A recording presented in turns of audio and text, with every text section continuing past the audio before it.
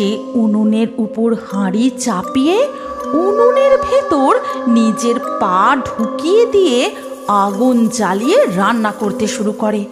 আর কিছুক্ষণ পর তার শাশুড়ি রান্নাঘরে আসতেই এই সব দেখে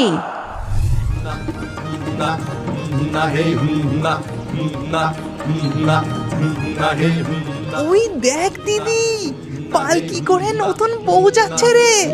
হ্যাঁ রে ভাই, দেখতে যাবি? চল কাছে গিয়ে দেখি নতুন বউকে কেমন দেখতে লাগছে।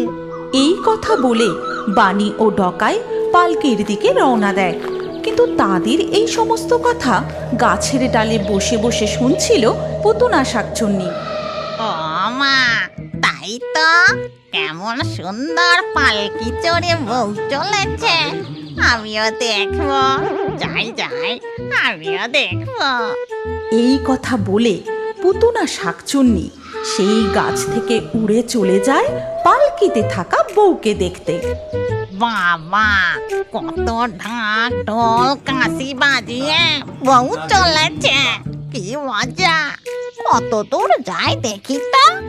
এরপর পালকি এসে একটা বড় বাড়ির উঠানে থামে।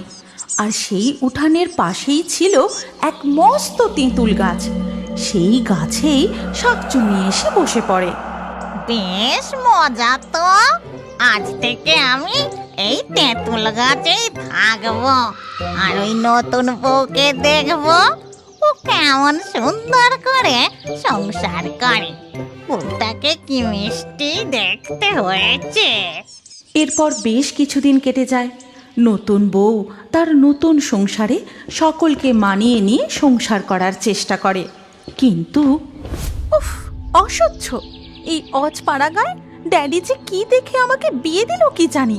এখানে না আছে কোনো সিনেমা হল, না আছে কফি শপ, না আছে শপিং মল। ডিসগাস্টিং! আমি এখানে কিছুতেই থাকতে পারবো না। একটা কিছু ছোট করে এখান থেকে আমাকে পালাতেই হবে। ওদিকে তখন শ্রীলেখার শাশুড়ি শ্রীলেখার ঘরে এসে বলে, এই তো বৌমা, তুমি ঘরেই রয়েছ। বলছিলাম তোমার শ্বশুর মশাইকে একটু চা বানিয়ে দিয়ে এসো তো মা। আমি ঠাকুর ঘরে যাচ্ছি, ঠাকুরকে একটু জল বাতাসা দিয়েই চলে আসবো। খোকা আবার কাজে বেরোবে তো। এই কথা বলেই শ্রীলেখার শাশুড়ি ঘর থেকে চলে যায়। আর শ্রীলেখা যায় চা করতে। সে রান্নাঘরে পৌঁছে চা করতে করতে মনে মনে বলে, ওরে বাবা, চা যেন কিভাবে বানাতে হয়। ও হ্যাঁ, মনে পড়েছে, ইউটিউবে একবার রেসিপিটা দেখে নি। ও দূর দূর, ইন্টারনেটটাও চলছে না। এখন যে কি করি? চা বানাতে প্রথমে দিতে হয় চিনি। আরে এখানে তো দেখছি চিনিটাকে গুঁড়ো করে রেখেছে। যাক বাবা, এইটাই একটু বেশি করে দিয়ে দিই। শ্রীলেখার চা করা হয়ে গেলে সে শ্বশুর মশাইকে গিয়ে চা দেয়। আর শ্বশুর মশাই সেই চা মুখে দিতেই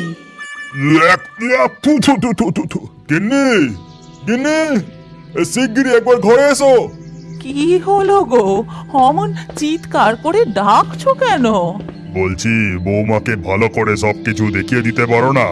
আর বৌমার চায়ে চিনির বদলে নুন দিয়েছে যে। হায় হায় হায়, এ কি কাণ্ড!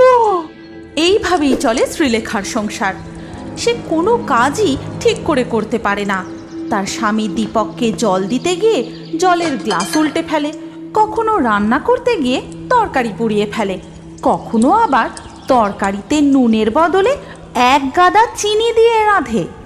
ধর বাবা, সারাদিন কাজ করতে করতে আমার হাত পা একেবারে ব্যথা হয়ে গেল। আমি এখানে কিছুতেই থাকবো না। আমাকে কোনো না কোনো ছোট করে এখান থেকে পালাতেই হবে।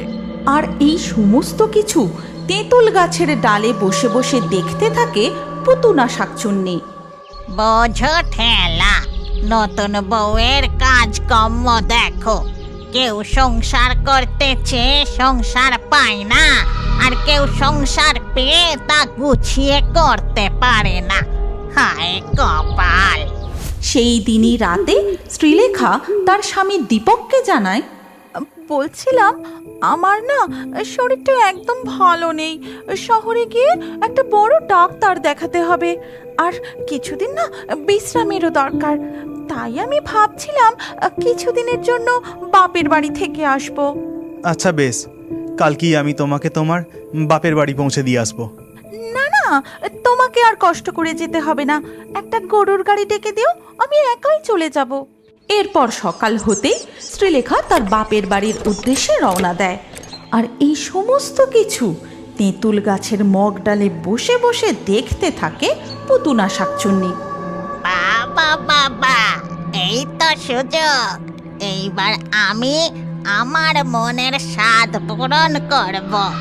যতদিন না ওই বউ বাপের বাড়ি থেকে ফিরছে, আমি এই বাড়ির বউয়ের ছদ্মবেশ ধরে সংসার করব।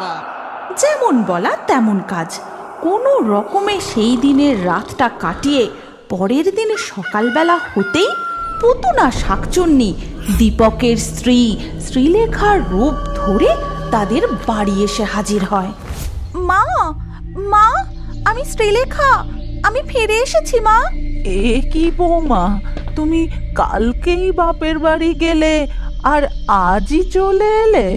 হ্যাঁ মা, আমার ওখানে থাকতে না ভালো লাগলো না, তাই চলে এলাম। তা বেশ করেছো মা, এসো এসো, ঘরে এসো। এরপর থেকে পুতুনা শাকচুন্নি বেশ মনের আনন্দে দীপকের বাড়িতে থেকে সংসার করতে শুরু করে, এবং দীপকের মা যখন যা করতে বলেন সে চটজলদি সব কাজ করে ফেলে। বলছিলাম বৌমা, তোমার শ্বশুর মশাই বাজার থেকে না অনেক রকম মাছ এনেছেন, তুমি কি রান্না করতে পারবে? আপনি নিশ্চিন্তে ঘরে গিয়ে বসুন মা, আমি সমস্ত কিছু রান্না করে আপনাদের খেতে ডাকছি। এই কথা শুনে শ্রীলেখার শাশুড়ি সেখান থেকে চলে যেতেই শাকচুন্নি তার আসল রূপ ধারণ করে। তারপর উনুনে হাঁড়ি চাপিয়ে কাঠে আগুন জ্বালিয়ে একটা মন্ত্র পড়ে। গিলি গিলি গিলি গিলি ছু, ফু ফু ফু, এই হয়ে গেল ভাত রান্না। গিলি গিলি গিলি গিলি ফু, এই হয়ে গেল সব রকমের মাছ রান্না। তারপর সে সমস্ত খাবার থালায় সাজিয়ে শ্বশুর মশাই ও শাশুড়ি মাকে খেতে দিতে যায়। এ কি গো বৌমা, এত তাড়াতাড়ি তোমার সব রান্না হয়ে গেল? হ্যাঁ মা, হয়ে গেল। এবার খেয়ে বলুন তো কেমন রান্না হয়েছে। এমন ভাবেই বেশ কিছুদিন কেটে যায়। শাকচুন্নিও মনের আনন্দে দিন কাটাতে থাকে। শ্রীলেখার শ্বশুর শাশুড়ি দীপকও বেশ খুশি হয়। তারপর হঠাৎ একদিন, বুঝলে বৌমা, আমি তো সব জায়গায় তোমার খুব প্রশংসা করি। তোমার রান্নার প্রশংসা শুনে না গ্রামের সব বউরা আমায় ধরেছে নিমন্ত্রণ করে তোমার হাতে রান্না খাওয়াতে হবে। তাতে কি হয়েছে মা, আপনি সকলকে নিমন্ত্রণ করুন, আমি সবার জন্য নানান রকমের রান্না করে দেব। এই কথা শুনে শ্রীলেখার শাশুড়ি খুশি মনে সেখান থেকে চলে যান। তারপর যেদিন সকলে নিমন্ত্রণ খেতে আসবেন সেদিন হঠাৎ শুরু হয় তুমুল বৃষ্টি। এই দেখেছো কাণ্ড বৌমা, আজকেই যত বৃষ্টি হতে হলো। রান্না যে হবে তা সব কাঠ তো গেল ভিজে, এবার কি হবে? আপনি এত কেন ভাবছেন মা, আপনি ঘরে গিয়ে বসুন, আমি সমস্ত ব্যবস্থা করে এখনই আসছি। তারপর সে উনুনের উপর হাঁড়ি চাপিয়ে উনুনের ভেতর নিজের পা ঢুকিয়ে দিয়ে আগুন জ্বালিয়ে রান্না করতে শুরু করে। আর কিছুক্ষণ পর তার শাশুড়ি রান্নাঘরে আসতেই এই সব দেখে, ও মা গো, এ দীপক কাকে বিয়ে করে এনেছে গো? এ যে এক শাকচুন্নি, যাই দীপককে গিয়ে জানাই। ততক্ষণে দীপকও সেখানে এসে পৌঁছায়। আর এই সমস্ত কিছু দেখে, মা, কাউকে কিচ্ছু বলো না, তুমি ঘরে গিয়ে বসো, আমি এক্ষুনি আসছি। এরপর দীপক সোজা চলে যায় এক তান্ত্রিক বাবার কাছে এবং তাকে গিয়ে সমস্ত কথা খুলে বলে। হে আমি কাকে বিয়ে করলাম বাবা? শেষকালে এক শাঁকচুন্নির সঙ্গে আমার বিয়ে হলো, আপনি রক্ষা করুন। ওরে বাবা, বলিস কি? চল তো গিয়ে দেখি। তোর বাড়ির উঠোনে বসে একটা যজ্ঞ করলেই আমি সব বুঝতে পারবো। সমস্ত কিছু শোনার পর তান্ত্রিক দীপকের বাড়ি এসে তাদের উঠোনে সেই তেঁতুল গাছের তলাতেই বসে যজ্ঞ করতে শুরু করেন।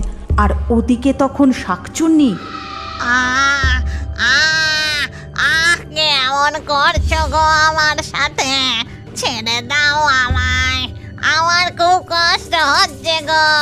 আহ আহ এই কথা বলতে বলতে পুতুনা শাকচুন্নি উঠানে চলে আসে। কে তুই? কি তোর পরিচয়? এই বাড়িতে কেন ঢুকেছিস? আমি পুতুনা শাকচুন্নি। বেঁচে থাকতে আমার খুব সংসার করার শখ ছিল, বিয়েও হয়েছিল, কিন্তু শাশুড়ির অত্যাচারে বেশি দিন আর সংসার করা হয়নি। তারপর মরে শাকচুন্নি হয়ে গেছি। যা করেছিস করেছিস। এইবার এই বাড়ি ছেড়ে, এই গ্রাম ছেড়ে তুই চলে যা, নইলে দাদা, আমাকে আর কষ্ট দিও না। আমি এই বাড়ি ছেড়ে, গ্রাম ছেড়ে এখনই চলে যাচ্ছি। এই কথা বলে পুতুনা শাকচুন্নি হুশ করে উড়ে সেই বাড়ি ছেড়ে এক্কেবারে চলে যায়। ও দীপক, আর দেরি করিস না বাবা। তুই যেভাবেই হোক তুই তোর ওই না কুচু বউকেই ফিরিয়ে নিয়ে আয়। আমি ঠিক ওকে এই সংসারের সব কিছু শিখিয়ে পড়িয়ে দেব। দৌলতপুর শ্মশান। নিশি নদীর তীরে দৌলতপুর গ্রামের শেষে অবস্থিত এই শ্মশান। লোকালয় থেকে অনেক দূরে। এই শ্মশানের কাছে পিঠে জনমানুষের দেখা পাওয়া যায় না। খাল পার হয়ে হাঁটা পথে অনেক জঙ্গল পার করে তবে এই শ্মশানে এসে পৌঁছতে হয়। দিনের বেলাতেই কেমন যেন গা ছমছম করে। শ্মশানের পাশে দুখানা বড় বড় শেওড়া গাছ আছে। ওই শেওড়া গাছে বসবাস করেন 4 জন নাগরিক: হামদভূত, মামদভূত, ঘ্যাগভূত, খেদি পেতনি। কিরে হামজ, মুখটা অমন পচা কাটা বার করা ভেটকি মাছের মতো করে আছিস কেন? আজ আমার ভূত জন্মদিন। তাই বাবুর মনে দুঃখ হয়েছে গো। মন খারাপ করিসনি, খেদি তোর জন্য শুটকি মাছের কেক বানিয়েছে, ওপরে গুবরে পোকা ছয়রে ডেকোরেশন করা। দেখেই মনে হচ্ছে ওরে বাবা হেবি খেতে হয়েছে। আমার কথা কেউ মনে না রাখলে কি হবে? আমাকে তো সকলের কথা মনে রাখতে হয়। এই তাহলে এবার চল চল কেকটা কেটে ফেলি। দাঁড়া দেখি, আর একটু রাত হোক। এই বলছিলাম কি, অনেকদিন তো বাইরে কোথাও যাওয়া হয় না, চল না অন্য কোথাও গিয়ে হামদর জন্মদিন সেলিব্রেট করি। হ্যাঁ হ্যাঁ, তাই চল, দারুণ হবে, হেব্বি হবে ব্যাপারখানা। চল। ফুল দিয়ে সাজানো একটা মরার খাটিয়াতে বসে উড়ে উড়ে যেতে যেতে অনেকগুলো জায়গা দেখা হলো, কিন্তু কোনো জায়গায় পছন্দ হলো না। অবশেষে একটা বাড়ির উপর দিয়ে যাওয়ার সময় মাছ ভাজার গন্ধ নাকে আসতেই আহা, কি সুন্দর মাছ ভাজার গন্ধ রে! এই চল, ওই বাড়িটার পাশের মাঠটায় নামা যাক। ওরে বাবা তাড়াতাড়ি কি নামি। গন্ধ! চল চল চল চল চল। জন্মদিনের পার্টিটা আরে তাড়াতাড়ি নামা নামা। তারপরে তারা সবাই মিলে বাড়ির পাশের মাঠে গিয়ে নামে। এই, তোরা তৈরি তো? এই হামদা, মাছের কাঁটাটা ধর দেখিনি। নে, এবার কেকটা কেটে ফেল। Happy birthday to you, happy birthday to Hamad. এবার আপনাদের সামনে সঙ্গীত পরিবেশন করবেন ভূত জগতের সঙ্গীত সম্রাজ্ঞী মিস হেদি এবং ভূত জগতের সঙ্গীত সম্রাট কুমার মামডো মামডো মামডো মামডো।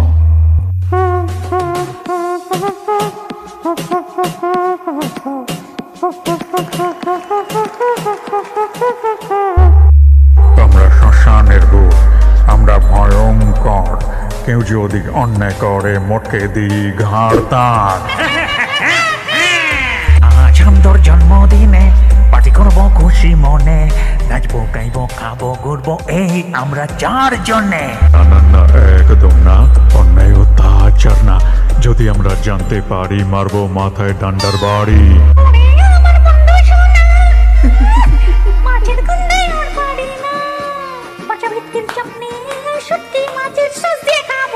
আমরা সব অশরীরী, আমরা উড়ে বেড়াই, তাই তো সব শয়তানকে আমরা করি সাফাই। হামদোর জন্মদিনের পার্টি তো জমে উঠেছে। হঠাৎ পাশের বাড়ির দজ্জাল গৃহিণীর চিৎকারে সঙ্গীতানুষ্ঠান থেমে যায়। সবাই ঝোপের আড়াল থেকে দেখে, এ কি, এখনো পর্যন্ত মাছগুলো ভাজা হলো না? হয়ে গেছে মা, তুমি গিয়ে বসো, রবির বাবা দিয়ে আসছে। তারপর বৃদ্ধ শ্বশুর মশাই মাছ ভাজা নিয়ে বৌমাকে দিয়ে আসেন। এই যে তোমাদের মাছ ভাজা। এখানে রেখে বারান্দায় গিয়ে বসুন, আমি গিয়ে আপনাদের খেতে দিয়ে আসছি। নিজেরা ভালো ভালো খাবার খাবে বলে বৃদ্ধ শ্বশুর শাশুড়িকে বাইরের বারান্দায় খেতে দেয় শুকনো ভাত আর তার উপর ছিটে ফোটা ডাল। নিজেরা কত কিছু খাচ্ছে, আর বাবা মায়ের বেলায় শুকনো ভাতে কয়েক ফোঁটা ডাল। তোমাকে অন্তত একটা মাছ ভাজা দিতে পারতো। ও ঠিক আছে, আমার তো বয়স হয়ে যাচ্ছে, কম খাওয়াই ভালো। নিজে না খেয়ে ছেলেকে খাইয়েছ, মাঠে কাজ করে ছেলেকে পড়াশোনা শিখিয়েছ, দুটো পয়সা রাখতে পারোনি। হে ভগবান, আজ এই বয়সে আমাদের এমন দিন দেখতে হচ্ছে।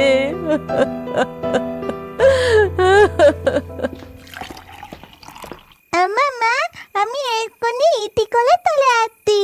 দাদু ঠাকুমার উপর এই অত্যাচার দেখে নাতির খুব কষ্ট হতো। সেদিন সে রান্নাঘর থেকে একটা বাটিতে কয়েকটা মাছ ভাজা নিয়ে দাদু ঠাকুমাকে দেয়।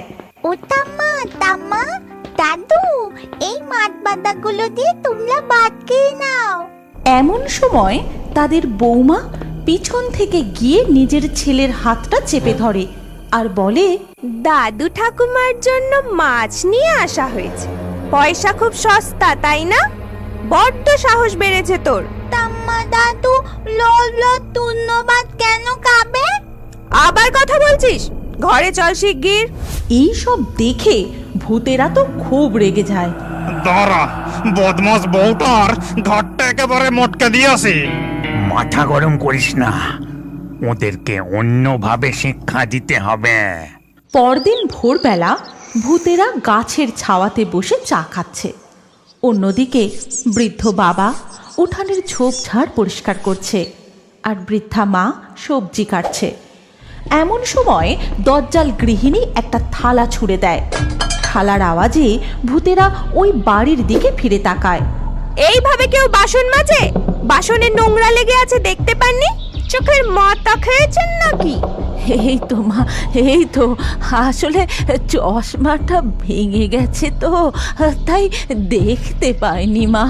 গদ গদ গেলার সময় তো ঠিকই দেখতে পান। দাঁড়া তুই। ঠিক সেই সময় হামদো গাছ থেকে একটা কাঁচা আম পেড়ে বৌমার দিকে ছুঁড়ে মারে, আর সেই আমটা গিয়ে বৌমার মুখে আটকে যায়। আর এই দেখে রবি বলে, কে কে আম ছুঁড়ে মারলো? কে? বাবা, তুমি ওর মুখে আম ছুঁড়ে মেরেছ? এক্ষুনি তোমাদের এই বাড়ি থেকে বের করে দেব। আচ্ছা, যার বাড়ি তাকেই বের করে দিবি? সেই সময় ঘ্যাগো দেখে একটা গরু পটি করছে। সঙ্গে সঙ্গে সে তার লম্বা হাতটা বার করে কিছুটা গোবর তুলে নিয়ে সোজা ছুঁড়ে মারে রবির মুখে। কেউ বাইরে থাকা চলবে তো। আজ ওদের উচিত শিক্ষা দেব। একটা হেভি প্ল্যান করতে হবে। সেদিন সন্ধেবেলা ঝমঝম করে বৃষ্টি হচ্ছে। রবি তখনও বাড়ি ফেরেনি বলে তার বাবা মা বারান্দায় একটা তক্তপোষের উপর বসে ছেলের জন্য অপেক্ষা করছেন। এদিকে রবি বউ, ছেলে এবং নিজের জন্য 6খানা মাছের চপ কিনে বাড়ি ফিরল। একটিবারের জন্য বৃদ্ধ বাবা মার কথা সে ভাবল না। ওই দেখ, বউটা আম তেল দিয়ে মুড়ি মাখছে। মাছের চপ দিয়ে মুড়ি গেলা হবে? দাঁড়া, ওদের জম গেলাচ্ছে। দাদু ঠাকুমা আর পুচকেটাকে কিছুক্ষণের জন্য ঘুম পাইরে দে, নাহলে ভূতের তাণ্ডব নৃত্য দেখে ওরা ভয় পেয়ে যাবে।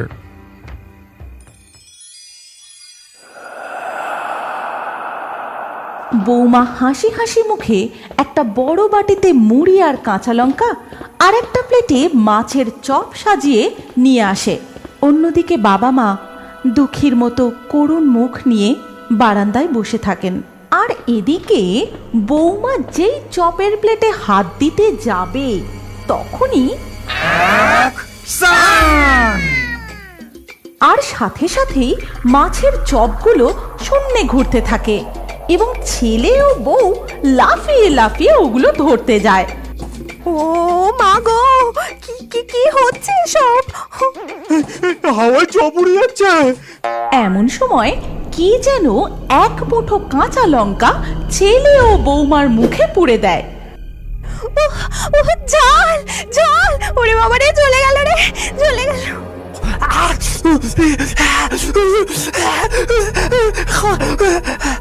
এরপর যখন তারা জলের বোতল নিতে যায়, জলের বোতলগুলো শূন্যে ঘুরতে থাকে। তখন ভূতেরা তাদের দেখা দেয়। এই নে, ভালো করে মাছের চপ খা। বাবা মাকে না দিয়ে নিজেরা গেলা, চুলের মুঠি ধরে শূন্যে দুলতে দুলতে বেশি করে ঝাল লঙ্কা খা।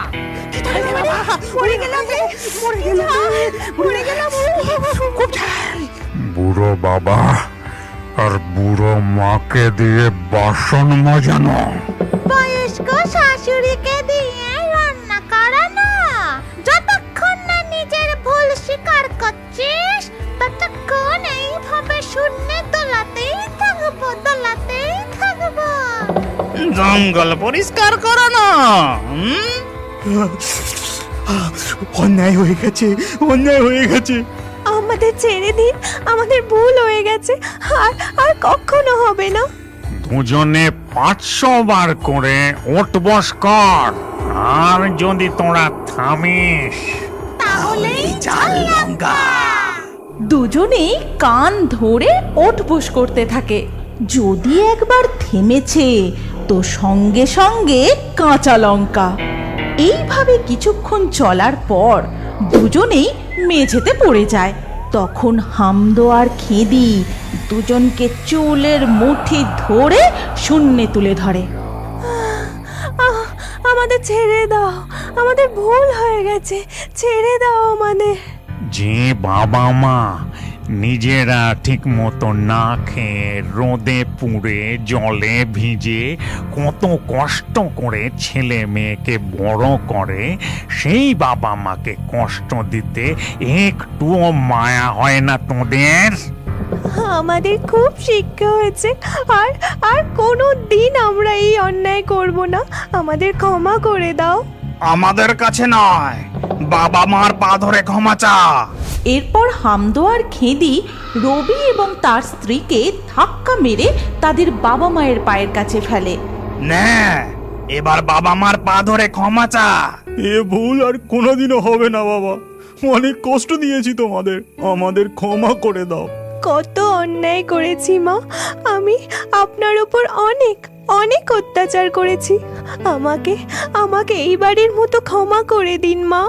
এই কথা শুনে রবির বাবা মা হাসি মুখে ছেলে ও বৌমার মাথায় হাত রাখেন এবং এরপর থেকে তারা মিলেমিশে আনন্দের সাথে দিন কাটাতে থাকে। তুমি কি এখনো বড় হয়ে কার্টুন দেখতে ভালোবাসো? তাহলে তোমার নাম ও বয়স কমেন্টে জানাও। আর আগের ভিডিও থেকে লাকি ড্রয়ে নির্বাচিত নামগুলি হলো প্রিয়া, ফাহিম, মেহেরিমা, মালবিকা, মুনা, ইন্দ্রনীল, প্রমীলা, আমিন, অঙ্কনা, রফি, গৌরাঙ্গ, রাখি, আশিক, খুশি, রাবেয়া। যে সকল দর্শক আমাদের চ্যানেল সাবস্ক্রাইব করে তারপরে কমেন্টে নাম লিখেছেন, আমাদের পরবর্তী ভিডিওতে তাদের নাম বাছাই করা হবে। তাই ফেয়ারি টুনস ইউটিউব চ্যানেল অবশ্যই সাবস্ক্রাইব করবেন এবং স্ক্রিনের উপরে আসা আমাদের পরবর্তী গল্পটিও দেখুন। তাতেও আপনার নাম থাকতে পারে, না থাকলে আবারও আপনার নাম পরবর্তী ভিডিওতে লিখে দিন। কি ভাবছেন? তাড়াতাড়ি ক্লিক করে দেখুন।